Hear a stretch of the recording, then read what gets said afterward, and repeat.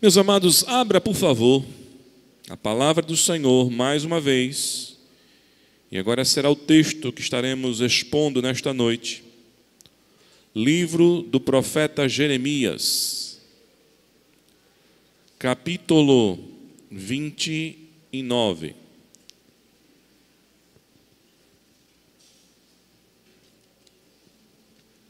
Vamos ler do verso 1 ao verso 14.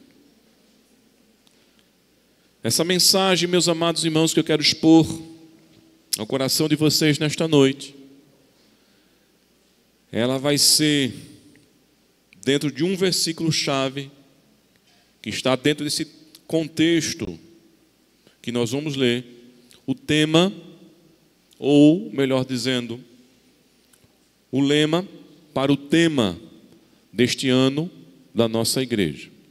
Este ano, irmãos, nós temos como tema, é tempo de buscarmos a Deus. E o lema desse tema vai ser Jeremias capítulo 29, exatamente o verso 13. Mas eu quero ler do verso 11 ao verso 14 com os amados irmãos. Amém? Todos acharam? Assim diz a palavra do Senhor. Eu sei que pensamentos tenho a vosso respeito, diz o Senhor, pensamentos de paz e não de mal, para vos dar o fim que desejais. Então me invocareis, passareis a orar a mim, e eu vos ouvirei. Buscar-me-eis e me achareis, quando me buscardes de todo o vosso coração. Serei achado de vós, diz o Senhor, e farei mudar a vossa sorte. Congregar-vos-ei de todas as nações, e de todos os lugares para onde vos lancei, diz o Senhor, e tornarei a trazer-vos ao lugar de onde vos mandei para o exílio. Eu queria que alguém pegasse mais água para mim, porque hoje eu vou usar bastante, viu? A outra taça já levaram, já beberam, já levaram. Meus amados irmãos, quando nós olhamos para o capítulo 29 do livro do profeta Jeremias, nós temos que entender que esse capítulo é composto por 4 cartas, as quais Jeremias, usado por Deus, está enviando àqueles que já se encontravam no cativeiro. Jeremias, irmãos, é um profeta de transição, onde, nos últimos instantes da nação de Judá, Deus o levantou a fim de que o povo, com o coração endurecido, ouvisse a voz de Deus, mas não só o arrependimento que era necessário livraria este povo do cativeiro, mas o arrependimento necessário seria para que o cativeiro, que já era certo, não fosse tão doloroso. Mas o povo, irmãos, desde antes do profeta Jeremias, tinha um coração endurecido, uma mente cauterizada, ao ponto que todos os profetas que Deus levantou, nenhum deles eles quiseram ouvir. Permaneceram na dureza do coração, permaneceram nos enganos do coração, permaneceram diante de mensagens que eram verdadeiras ilusões, mensagens que vieram alimentar exatamente, irmãos, o coração mau, o coração que não queria se inclinar perante o Deus Todo-Poderoso. E aí nós temos aqui, irmãos, todo o processo doloroso de Deus. Não ouviram os profetas antes de Jeremias para se arrependerem, não ouviram o próprio Jeremias para que então o cativeiro que era certo fosse menos doloroso. A dor, a vergonha tomou conta, irmãos, de todo o povo que se formava no Reino do Sul, a nação de Judá. E aqui agora, irmãos, Deus não só está mostrando a consequência desse pecado, mas Deus está mostrando também através desses inscritos que amava ainda este povo. Nós podemos ver, irmãos, 4 cartas aqui conjuntamente nesse capítulo 29. A primeira carta foi direcionada exatamente, irmãos, para os exilados, para o povo, que vai do verso 1 até o verso 14, que é aquilo que nós vamos ver nesta noite.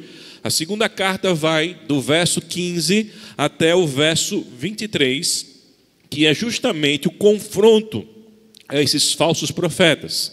A terceira carta, irmãos, foi direcionada ao sumo sacerdote e a todos aqueles que no ofício de uma missão tão importante estavam sendo negligentes. E a quarta e última carta, irmãos, que vai do verso 30 ao verso 32, é outra carta direcionada aos exilados, mas falando a respeito de um dos principais profetas falsos que tanto enganou a nação de Judá, Semeías. E aqui, irmãos, de acordo com o que nós lemos, nós vamos olhar para a primeira carta, a carta que vai do verso 1 ao verso 14 aqui. Esta carta, irmãos, o profeta, usado por Deus, está exortando e consolando a nação de Judá. E está dizendo, irmãos, que apesar da dor, apesar do sofrimento, Deus não havia esquecido do seu povo. Porque, meus irmãos, muito do que nós passamos em nossa caminhada, como consequência dos nossos pecados, as dores revelam também o amor de Deus. Nós só conseguimos enxergar o amor de Deus, irmãos, nos benefícios, nas facilidades. Mas quando Deus está nos corrigindo, Ele também está nos amando. E aí o autor dos Hebreus diz: qual o pai que ama o filho, não o corrige? Então todas as vezes, irmãos, que nós passamos situações difíceis, e é claro que elas são consequências das nossas más atitudes, é também nesta dor revelada o amor de Deus. E Jeremias, irmãos, está falando exatamente para este povo, um povo que agora, vendo tudo destruído, tendo sido arrancado da sua cidadania, tendo sido arrancado da sua própria cidade, dos seus costumes, está subjugado por uma nação estranha e pagã. E aí é difícil, irmãos, quando nós estamos sofrendo as consequências dos nossos erros, percebermos que Deus ainda continua olhando para cada um de nós. Porque muitas vezes o que prevalece aí, e as nossas percepções vão mais pegando, são os olhares de acusação das pessoas. Meus irmãos, por isso que o rei Davi, no momento em que ele falhou, levantando um censo em Israel, censo esse que não era para ter sido feito, e aí vem o julgamento de Deus, e o julgamento de Deus seria uma punição por via humana, ou uma punição diretamente de Deus. E a escolha de Davi é que o Senhor venha punir, caia eu nas mãos do Senhor, onde há muitas as suas misericórdias, do que eu cair nas mãos dos homens. Porque quando, irmãos, estamos em situações difíceis, e estas produzidas por nós mesmos, poucos são os apoios humanos, poucas são as mãos que se estendem para nos ajudar. Agora, muitas são as acusações, muitas são as pessoas para apontar o dedo, para nos desprezar, para dizer que é o nosso fim. Mas nós temos um Deus todo-poderoso que continua nos amando e é o Deus de toda a restauração. E é isso, irmãos, que Jeremias está trazendo ao povo. Vocês erraram. Vocês estão sofrendo a consequência dos próprios pecados, mas Deus continua amando vocês. Deus não se esqueceu de vocês. Deus ainda continua com o eterno propósito dele sobre a vida de vocês. No entanto, irmãos, quando Jeremias está exortando e consolando a nação de Judá, os cativos que foram levados para a Babilônia, ele está também responsabilizando estes. Ele está dizendo para estes que eles precisavam ouvir de fato a voz de Deus e buscarem a presença de Deus, apesar de não estarem mais em Jerusalém. E aí o povo está aprendendo agora, irmãos, que servir a Deus, buscar a Ele e confiar nele, independe da situação e circunstância. Em todo e qualquer momento da nossa vida, irmãos, que estejamos passando, nós temos que olhar para o alto e confiar no Senhor e buscar a sua presença e ouvir então a sua voz. E veja, irmãos, que quando Jeremias faz isso, ele está mostrando claramente, irmãos, que o povo tinha que deixar de ouvir as ilusões, os falsos profetas, as falsas mensagens. Se você olhar para o verso 9 e o verso 10, é exatamente isso que o profeta está dizendo para o povo. Porque falsamente vos profetizam eles em meu nome. Eu não vos enviei, diz o Senhor. O que estava acontecendo, irmãos? Enquanto Deus levantava profetas para que o povo se arrependesse, no meio deles outros profetas levantavam-se trazendo uma mensagem que não era necessário esse arrependimento, de que Deus estava contente com aquela nação. O próprio Jeremias, irmãos, ele sofreu na pele e foi visto como um profeta enganador, quando na verdade ele estava falando a verdade de Deus ao povo. E no mundo, irmãos, tão plural, o qual nós vivemos, quantas vozes têm soado e as pessoas estão perdidas, e as pessoas estão desnorteadas, e as pessoas não sabem que direção tomar.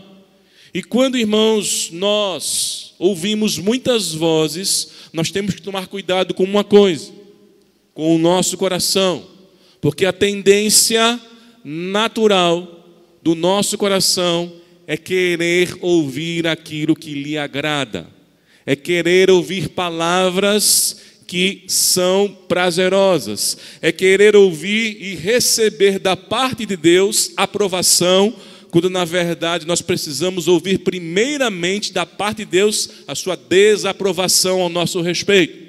Porque, meus amados irmãos, a restauração, para que então a glória de Deus venha sobre a nossa vida, só é possível quando nós olhamos para nós mesmos à luz da verdadeira voz de Deus, que é a sua palavra, e começamos a ver o quanto nós precisamos nos arrepender e seguir a sua direção. Só que, meus amados irmãos, assim como foi na época, não é diferente hoje. Precisamos nos voltar para a verdadeira voz de Deus, que é a sua palavra.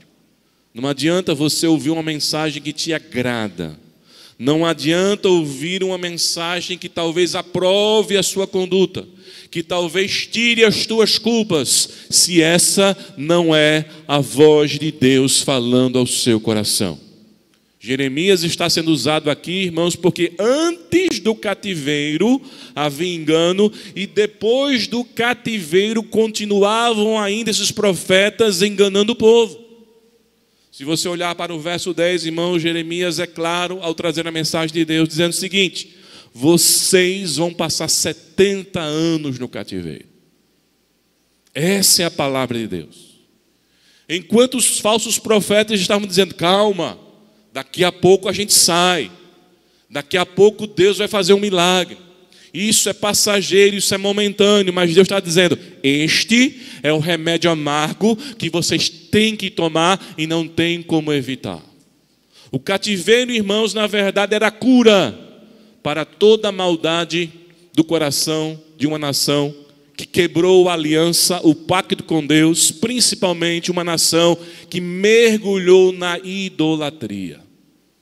Então tinha que se passar por aquele sofrimento, tinha que se passar por aquele cativeiro. E todo aquele que se levantava para dizer que não ia acontecer, ou no momento que estava acontecendo, que seria rápido, era um mentiroso. E aí o profeta está sendo usado por Deus e falando à nação de Judá. Por isso, meus amados irmãos, que vocês vão ver no verso 5, no verso 6 e no verso 7, que a palavra é essa. No verso 5, que eles deveriam se estabelecer naquele local. Deus diz, através de Jeremias: edificai casas e habitai nelas, plantai pomares e comei o quê? Fruto. Vocês vão ter que edificar a vida de vocês nesse contexto. A segunda coisa que o profeta diz agora no verso 6: formem famílias. Formem famílias. Vai haver uma geração que vai crescer nesse contexto. Vai haver uma geração que vai precisar ser ensinada, porque ela não vai crescer, ela não vai nascer em Jerusalém e ela não vai crescer conforme os costumes de Jerusalém. Vocês precisam estabelecer famílias. E a terceira coisa que o profeta diz aqui, irmãos, era a ferida narcísica do povo, e principalmente da liderança e dos profetas. Quando ele vai dizer no verso 7: procurai a paz da cidade, para onde vos desterrei, e orai por ela ao Senhor, porque na sua paz vós tereis o quê? Sabe que Deus está falando através do profeta Jeremias à nação de Judá? Vocês vão ter que se submeter a isso mesmo. Vocês não vão tentar atos de rebeldia contra a Babilônia, porque eu não estarei com vocês. O ímpio vai dominar sobre vocês. Obedeçam, se sujeitem, obedeçam às leis. Vocês agora são subjugados mesmo. Se vocês obedecerem e orarem, inclusive pelos seus algozes, Deus está dizendo: eu vou dar paz a vocês. Vai ter paz neste local que vocês moram, e vocês vão experimentar também o quê? A paz. E é dentro desse contexto, irmãos, que nós entendemos que, diante de tudo isso, dessa palavra de consolo, conforto e responsabilização, que o profeta está dizendo: em todo o tempo vocês vão ter que buscar a minha presença. E diante, irmãos, de tudo isso, ficava estranho ao coração, à mente das pessoas, que diante dos enganos que ouviram, haviam criado uma perspectiva a respeito de Deus. Imagine que você ouve durante muito tempo uma mensagem que aparenta ser de Deus, que está sendo dita como enviada dos céus. Você cria expectativa sobre essa mensagem, você cria ideias sobre essa mensagem, desejo sobre essa mensagem, mas tudo o que você está ouvindo é mentira. Você passa anos e anos sendo doutrinado pelo engano. O seu coração se enche de esperança, mas uma esperança errada. E o que acontece, irmãos? Quando você ouve a palavra correta, quando você ouve aquilo que é de Deus, você precisa agora se reorganizar para que de fato você busque corretamente a Deus. O que mais nós estamos precisando nesses dias como igreja do Senhor é nos voltarmos para ouvirmos a voz de Deus, a verdadeira voz de Deus, porque tem muita gente criando falsas expectativas, porque está ouvindo falsas mensagens. Nós precisamos entender isso, irmãos, para entender então as declarações que Deus começa a fazer a partir do verso 11. Principalmente o versículo 11, que é um dos versículos mais usados e mais mal utilizados, porque é retirado do seu contexto. O povo tinha uma expectativa. Deus está exortando este povo: tire isso da cabeça, porque isso não é verdade. Qual é a expectativa do povo? Primeiro, que eles jamais seriam derrotados e levados cativos. Veio o cativeiro. Segundo, daqui a pouco a gente sai. Deus não vai nos deixar aqui. Nós fomos chamados para sermos cabeça e não cauda. Alguma coisa vai acontecer, o milagre vai acontecer. E vem Jeremias, nada disso vai acontecer. Deus já havia dito para vocês que vocês se arrependessem, que vocês não lutassem contra os babilônios, contra os caldeus, para que o sofrimento fosse menor. E agora vocês estão no cativeiro e ainda dando ouvidos ao quê? Ao engano. E é necessário que o coração de vocês e a mente de vocês se volte para aquilo que é o verdadeiro, porque vocês, ao buscarem a Deus, só poderão ter da parte de Deus quando estiverem bem direcionados. E é dentro desse contexto, irmãos, de estranhamento, da mensagem de Jeremias, que quando chega ao coração do povo, é algo que não foi fácil de digerir, de degustar, porque quem está com a expectativa de passar pouco o seu sofrimento, agora está ouvindo: plante casas, pomares, edifique casas, plante pomares, estabeleça famílias, ore pela paz e não arranje confusão nesse lugar, porque se vocês arranjarem confusão, Deus não vai defender vocês, porque se vocês se submeterem, a paz virá a vocês. E deixem de ouvir os falsos profetas. Quando Jeremias, irmãos, começou a falar isso, Deus já sabendo da reação, aí nós entendemos o verso 11. O verso 11 é exatamente isso. Quando Deus diz: eu é que sei que pensamentos tenho a vosso respeito, diz o Senhor.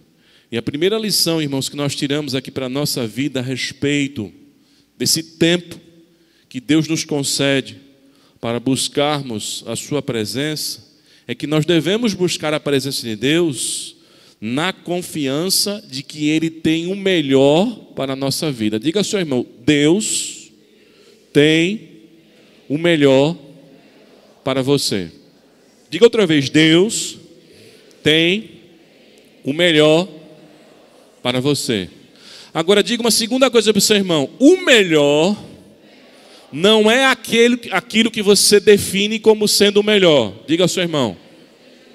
Diga assim: o melhor não é aquilo que você define como sendo o melhor, mas o melhor é o melhor segundo o que Deus tem.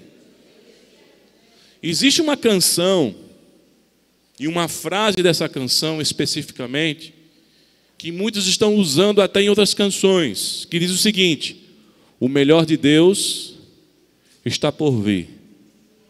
A minha pergunta é: isso é verdadeiro? O melhor de Deus já veio. O melhor de Deus é Jesus Cristo. E não tem absolutamente nada melhor do que Jesus Cristo.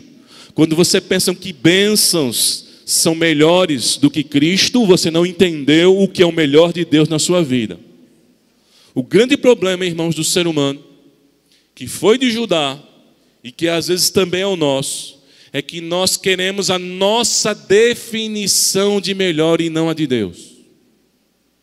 Quando eu busco a Deus, porque Ele permite isso, porque é tempo de buscar a sua presença, eu tenho que entender que eu vou receber o melhor, não conforme eu acho, defino. Digo a Deus: Deus, isso aqui é o melhor para mim. Isso aqui que o Senhor tem que fazer na minha vida. É dessa maneira, Senhor, que eu vou ser feliz. É assim que a minha vida vai andar. Quando a gente faz isso, irmãos, nós estamos dizendo para Deus que nós queremos não o melhor dele na nossa vida, mas o melhor nosso segundo a nossa própria o quê? Vontade. Por isso que a nação de Judá precisava ser chacoalhada primeiramente para sair dessas falsas ideias criadas por esses falsos profetas, porque quando nós estamos desnorteados, nós vamos buscar a Deus, irmãos, com expectativas erradas. Quando Deus está dizendo aqui no verso 11, eu é que sei que pensamentos tenho a vosso respeito. A ideia de pensamentos aí, irmãos, é projetos, planos, propósitos. Deus está dizendo, eu sei qual é o melhor plano na sua vida. Eu sei qual é o melhor projeto na sua vida. Eu sei qual é o melhor propósito na sua vida. Não é o projeto que vocês estabeleceram nos seus sonhos, não é o projeto que nasceu nos seus corações, não é o projeto segundo os vossos desejos distorcidos, pecaminosos, mas é aquilo que eu estabeleci desde toda a eternidade. Esse é o sentido do texto. O pensamento de Deus que fala da sua vontade, do seu propósito, irmãos, às vezes, por causa da nossa natureza, está contrário ao que nós estamos desejando no nosso coração. E se você deseja no seu coração uma coisa que é totalmente contrária a Deus, saiba que isso não vai acontecer. E graças a Ele que isso não vai acontecer. Porque se acontecesse, tudo que a gente desejasse, irmão, seria o nosso mal. Portanto, quando Deus está nos frustrando, Deus está estabelecendo o melhor dele na nossa vida. Quando Deus fecha uma porta, quando Deus não responde uma oração, quando Deus não permite situações que nós queríamos, Deus está estabelecendo o melhor dele na nossa vida. Nós devemos buscar a Deus, confiando que o melhor dele vai ser estabelecido em nossa vida. É por isso, meus amados irmãos, que algumas pessoas, alguns ministérios começam um ano, irmãos, como os profetas que enganavam a nação de Judá. Começo de ano, irmãos, diante de uma virada, todo mundo enche o coração de expectativa, já há um efeito psicológico de que vamos fazer coisas novas, vamos obter coisas novas, um ano velho ficou para trás, então um ano novo que está surgindo diante de nós, muitas coisas boas vão acontecer, temos que pensar positivo. Já há um efeito psicológico nas pessoas, de fechar um ciclo e começar outro. E ninguém, irmãos, quer começar um outro ciclo repetindo as mesmas coisas erradas ou passando os mesmos problemas. Todo mundo quer começar um ciclo, irmãos, superando as dificuldades. E aí surgem os falsos profetas, aqueles que vêm profetizar segundo o coração e não segundo a voz de Deus. Vêm os profetas prometendo um ano de vitória, um ano de portas abertas, fazendo campanhas, 12 dias para 12 anos de prosperidade, e começa, irmãos, uma série de invenções que, quando você olha para a voz de Deus, a Bíblia não tem fundamento. E quem quer ficar nessas ilusões não vai ter absolutamente nada de Deus na sua vida. Não é uma igreja, não é um líder, não é uma campanha que vai determinar como vai ser o seu ano, e sim a maneira como você se coloca diante de Deus, disposto a ouvir a sua voz e ser orientado por Ele. O texto está dizendo, eu é que sei. É como se Deus dissesse para o povo, vocês não sabem o que é melhor para vocês. Eu é que sei o que é melhor para vocês. Eu é que sei que pensamentos tenho a vosso respeito. Porque os pensamentos deles, irmãos, os desejos deles, levou eles aonde? Para o cativeiro. Para o distanciamento de Deus. Para estarem passando o que eles estavam passando.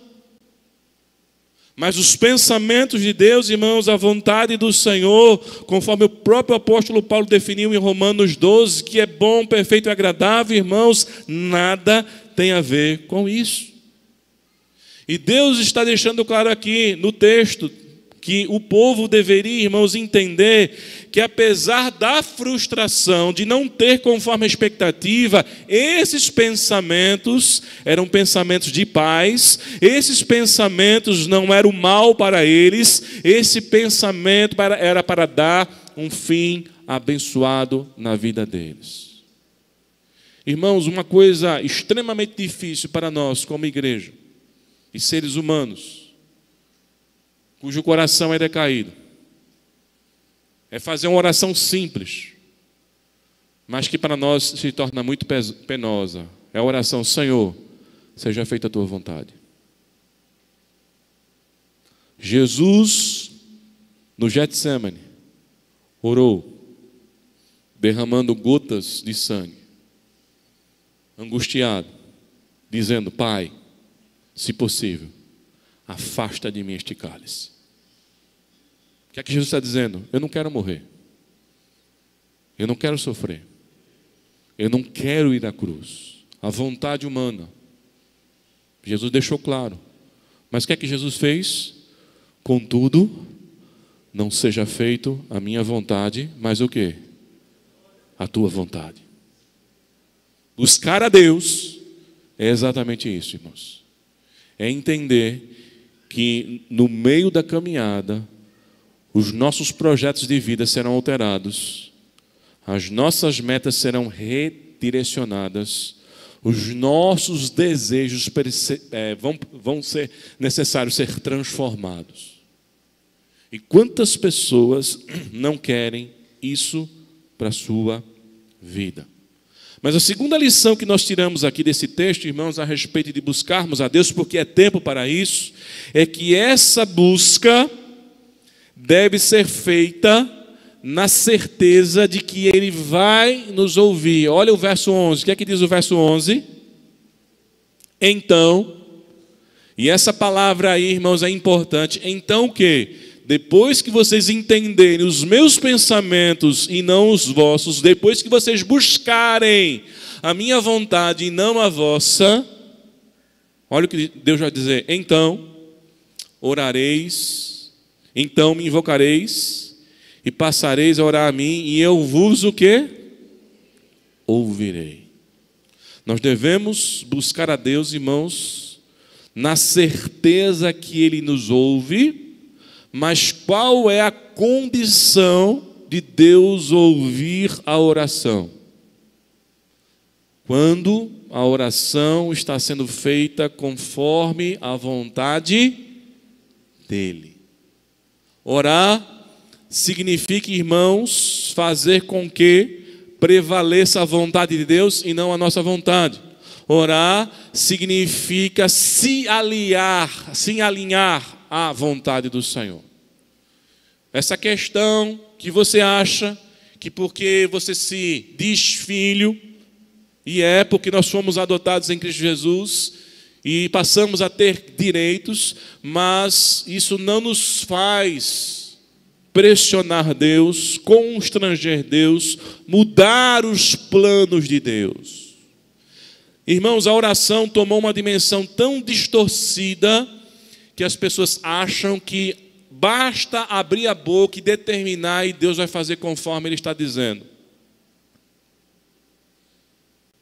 E tem gente que faz marketing disso. Eu sou tão íntimo de Deus que quando eu abro a boca, Deus faz tudo o que eu quero. E a Bíblia não nos ensina isso.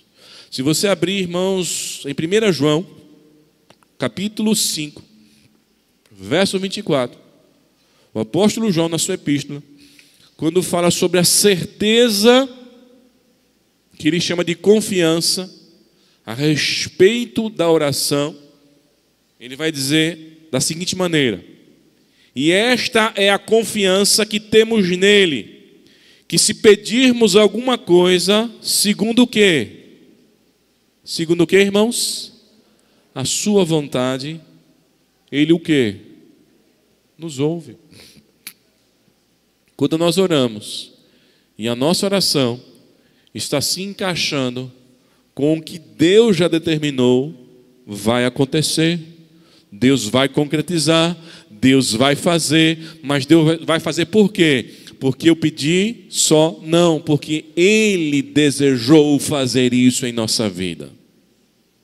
A oração nada mais era, irmãos, conforme já dizia Søren Kierkegaard, um dos grandes teólogos que nós tivemos na história da igreja, a função, ele dizia o seguinte: a função da oração não é influenciar a Deus, mas, especialmente, mudar a natureza daquele que ora.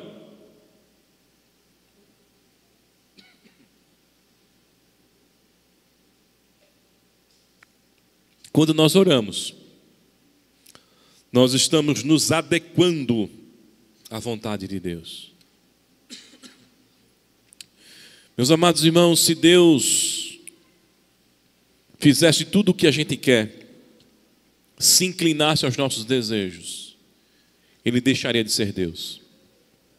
Ele deixaria de ser Senhor. Ele deixaria de reinar. Ele deixaria de trazer o melhor para a nossa igreja. Ele deixaria de trazer o melhor para as nossas vidas.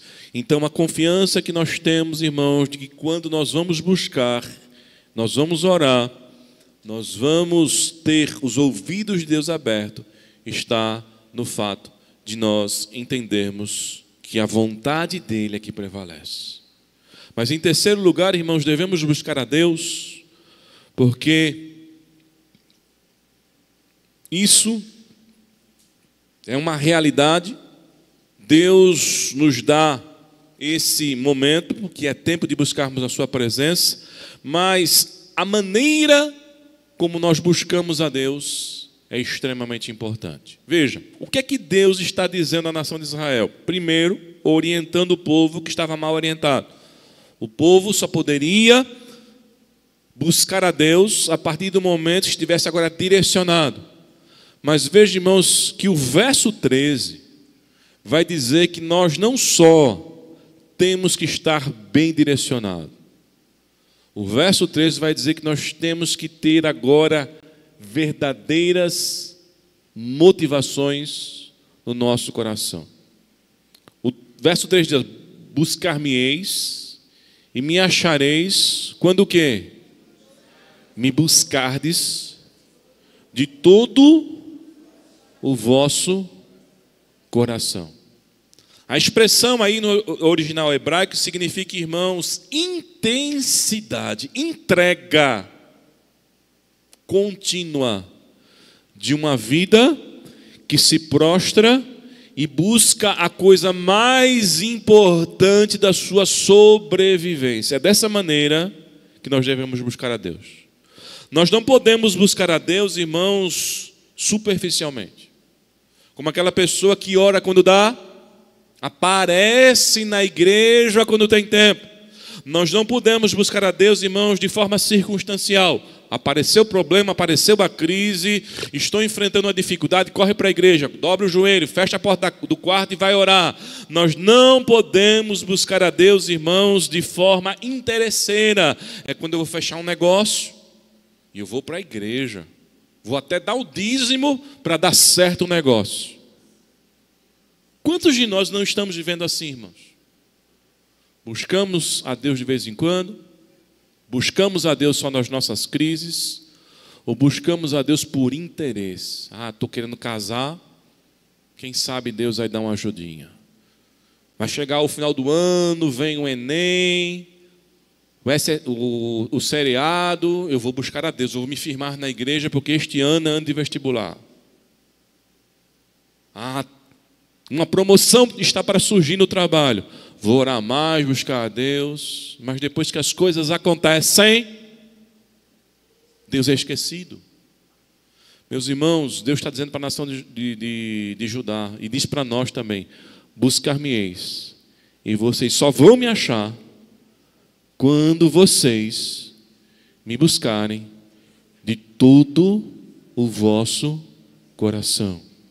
Quando eu olhar para o coração de vocês e eu enxergar Porque vocês estão me buscando, porque vocês me querem de verdade, porque vocês me amam de verdade, porque vocês me desejam de verdade, porque independente do que eu der a vocês, vocês vão me buscar. Se eu não der nada, vocês vão me buscar, porque uma busca de todo o coração é assim, meus irmãos. É uma busca desprovida de todo e qualquer outro interesse, a não ser a presença do Senhor. Davi, quando escreve um dos seus salmos, ele disse: uma coisa peço, e sempre a buscarei, que eu possa morar na casa do Senhor todos os dias, para contemplar a beleza da tua santidade, Senhor. Porque no dia da adversidade, o Senhor vai me ocultar no seu pavilhão, no recôndito do seu tabernáculo. Ele vai me elevar a uma rocha. Mas o que ele está dizendo? Eu quero estar nos átrios do Senhor. Eu quero estar na casa do Senhor. No Salmo 122, o rei declarou: alegrei-me quando me disseram, vamos à casa do Senhor. É alegria. Quantas pessoas, irmãos, perderam a alegria da presença do Senhor? Tem alegria de ouvir um grande pregador, tem alegria de ouvir um grande cantor, tem alegria de ouvir a música da moda, mas não tem alegria de estar na presença do Senhor. Nós temos multidões, irmãos, que são arrastadas pelos movimentos gospels, mas que não cultuam a Deus, que não adoram o Deus vivo e verdadeiro. Sabe por quê? Porque não buscam a Deus de todo o coração. Este é o lema para nós este ano: buscarmos a Deus, mas buscarmos de todo o nosso coração. Diga ao seu irmão, nós vamos buscar a Deus, mas vamos buscar de todo o nosso coração. Verso 13 diz: buscar-me-eis e me achareis, quando me buscardes de todo o vosso coração.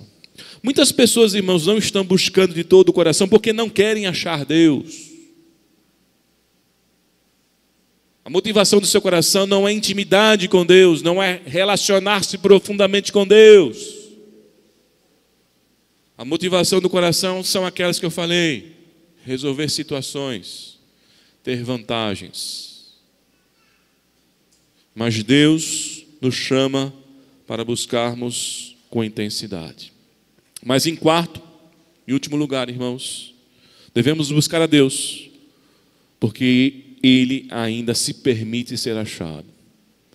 Já parou para pensar nesse privilégio, irmãos? Nós podemos encontrar Deus, nós podemos nos aproximar de Deus.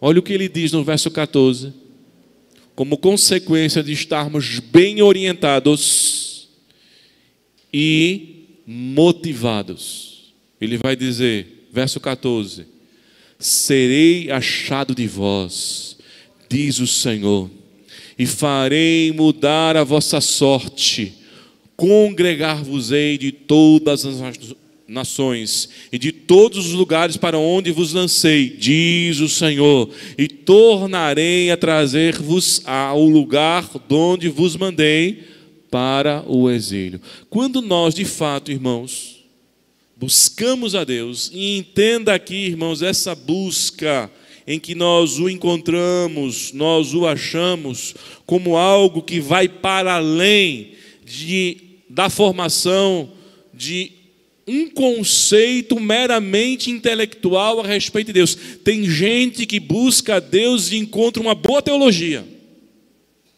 Você conversa com a pessoa, não tem heresia no discurso dele. Você conversa com a pessoa, ele sabe falar corretamente a respeito das coisas de Deus segundo a Bíblia. Você conversa com a pessoa, ele está muito bem orientado, mas ainda assim não conhece a Deus. Eu posso conhecer a Bíblia, eu posso ter uma boa teologia e ainda assim não conhecer o Deus vivo e verdadeiro. Porque o que o profeta está falando aqui, irmãos, que é possibilidade, que era possibilidade de Judá e que é possibilidade para todos nós de acharmos a Deus, é de termos um encontro transformador, é de termos uma intimidade profunda com Deus. Imagine você chegar no final do ano e a sua vida ser outra, e você romper um ano dizendo: este ano eu conheci a Deus, este ano eu fui impactado por Deus, este ano Deus fez coisas que eu nunca havia visto na minha vida. Isso é achar Deus. E quem acha Deus, irmãos, ele reflete esta glória e este poder na sua vida. A Bíblia diz, irmãos, que quando Moisés desceu do monte, o seu rosto transparecia, brilhava, ao ponto que foi necessário colocar um véu. A nação de Israel não conseguia olhar para Moisés, irmãos, porque ele estava na presença do Deus vivo e poderoso. O que é que Moisés, irmãos, pediu quando estava diante do Senhor? Sabe o que Moisés pediu? Senhor, eu quero te ver. Que significa te conhecer. Contemplar a tua glória, Senhor. Moisés não pediu: Senhor, daqui para frente, elimina os inimigos. Nos faz prosperar no nosso caminho. Nos faz ser a nação mais rica da face da terra. Moisés não pediu isso. Moisés disse: Senhor, eu quero te ver. O que é que Deus responde? Dura coisa pediste, Moisés. Homem algum jamais viu a Deus e sobreviveu. Mas o que é que Moisés queria, irmãos? Intimidade. Encontrar o Deus vivo e verdadeiro. E quando ele desce do monte, irmãos, o seu rosto transparecia, transbordava a glória de Deus. Um jovem que acha Deus, ele faz diferença nesse mundo. Uma família que encontra Deus faz diferença nesse mundo. Um homem e uma mulher que encontra Deus porque busca o Senhor, aproveitando o tempo que Ele nos dá para buscarmos a sua presença e achá-lo e encontrarmos, eles vão fazer diferença. Uma igreja que busca Deus em oração, em jejum, na palavra do Senhor, é uma igreja que vai resplandecer a glória de Deus. E é isso que Deus quer fazer em nossas vidas neste ano. Resplandecer a sua glória em nós, em nome do Senhor Jesus Cristo. Curve sua cabeça. Feche seus olhos.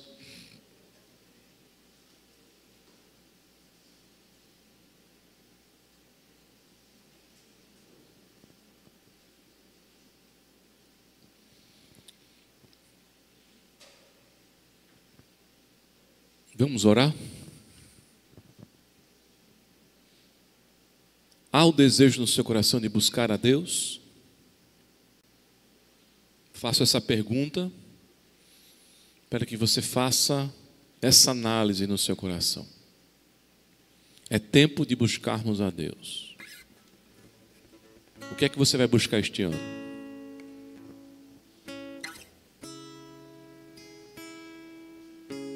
A coisa mais importante da nossa vida, irmãos, é buscarmos a Deus, para não terminarmos mais um ano da mesma maneira, do mesmo jeito, estagnados, apenas como meros ouvintes da palavra do Senhor. Espectadores que durante todo um tempo estiveram ali nos cultos, mas nada aconteceu. Nós temos, irmãos, da parte de Deus, uma responsabilidade muito maior do que aqueles que nunca ouviram a palavra de Deus.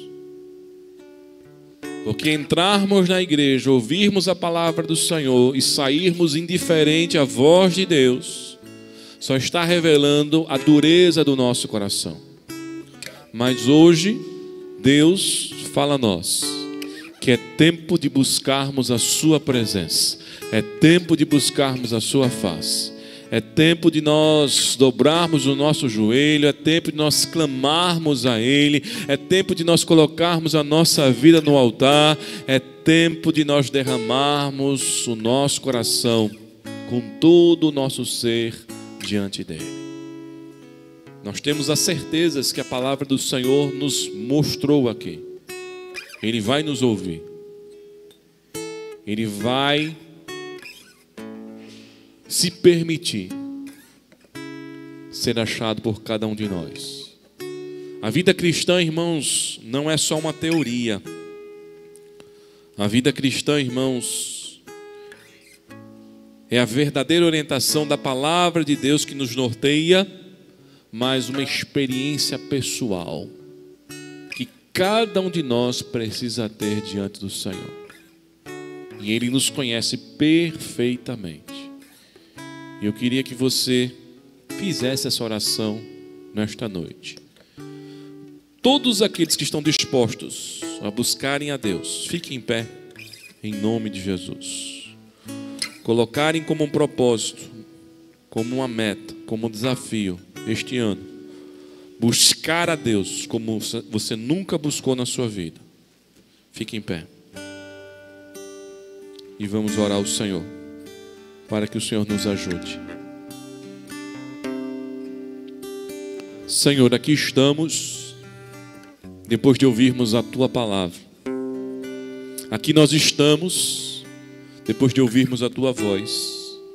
Aqui nós estamos, Senhor, depois de ouvir a profecia que nos exortou, Senhor, que é tempo de buscarmos a Tua presença. E nós queremos fazer isso, Senhor. E nós clamamos a ajuda do alto para fazermos isso. Sabemos, Pai, que muitos empecilhos surgirão. Empecilhos externos e principalmente os empecilhos internos, o nosso coração. Que entra no desânimo, Senhor, que cria as próprias barreiras. Mas nós estamos aqui pedindo a Tua misericórdia, Senhor. Venha sobre nós, venha sobre a Tua igreja, venha sobre as nossas mentes, venha sobre os nossos corações, para que de fato, Senhor, possamos buscar a Tua presença, ó Pai. Quebra grilhões, quebra amarras, Senhor, refaz os nossos conceitos, as nossas crenças, nos faz, Senhor, ter pensamentos bíblicos, conforme a Tua palavra, Senhor, para que de fato, Senhor, busquemos o que nos é mais importante, Senhor, a Tua doce e gloriosa presença. Ó Deus, nós cremos que a Tua glória vai se revelar no meio desta igreja. Nós cremos, Senhor, que veremos jovens cheios do Teu Espírito Santo, crianças cheias do Teu Espírito Santo, homens e mulheres cheios do Espírito Santo, idosos cheios do Espírito Santo, Senhor, homens sendo curados, mulheres sendo libertas, cativos saindo do cativeiro, a restauração, conforme diz a Tua palavra, porque todo aquele que Te encontra, Senhor, a sorte é mudada, o destino é mudado. Senhor, nós cremos nisso porque a Tua palavra, Senhor, acabou de nos ensinar. Mas venha sobre nós, Senhor. Venha sobre esta igreja, ó Pai. Venha sobre as nossas vidas, em nome do Senhor Jesus Cristo. E toda a igreja do Senhor diz: glória a Deus. Podem se assentar, queridos.